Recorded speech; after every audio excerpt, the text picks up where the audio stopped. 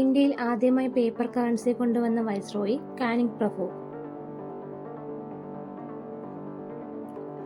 ലോകത്തിൽ ആദ്യമായി പേപ്പർ കറൻസികൾ പുറത്തിറക്കിയ രാജ്യം ചൈന. ലോകത്തിൽ ആദ്യമായി പ്ലാസ്റ്റിക് കറൻസി നോട്ടുകൾ പുറത്തിറക്കിയ രാജ്യം ഓസ്ട്രേലിയ. ഇന്ത്യയിൽ ആദ്യമായി ടോക്കൺ കറൻസി സമ്പ്രദായം നടപ്പിലാക്കിയ ഭരണാധികാരി മുഹമ്മദ് ബിൻ തുഗ്ലക്.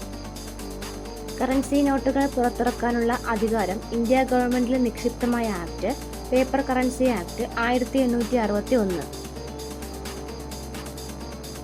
ഇന്ത്യൻ കറൻസികളുടെ പാനലിൽ അച്ചടിച്ചിരിക്കുന്ന ആദ്യ ഭാഷ ആസാമീസ്. ഇന്ത്യൻ കറൻസിയിലെ 7ാമത്തെ ഭാഷ മലയാളം. ഇന്ത്യയിൽ റുപ്പി സമ്പ്രദായം ആദ്യമായി കൊണ്ടുവന്നത് ഷെർഷാ സൂരി. റിസർവ് ബാങ്ക് പുറത്തിറക്കിയ ആദ്യ കറൻസി നോട്ടിൽ ആലേഖനം ചെയ്തിരിക്കുന്ന ചിത്രം ജോർജ് ആറാമൻ. ഇന്ത്യൻ നോട്ടിൽ മൂല്യം രേഖപ്പെടുത്തിയിട്ടുള്ള വിദേശ ഭാഷ നേപ്പാളി.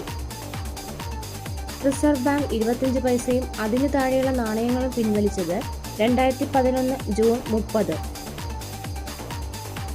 പുതിയ 1 രൂപ നോട്ട് സർക്കാർ വിതരണം ആരംഭിച്ചത് 2015 മാർച്ച് 6.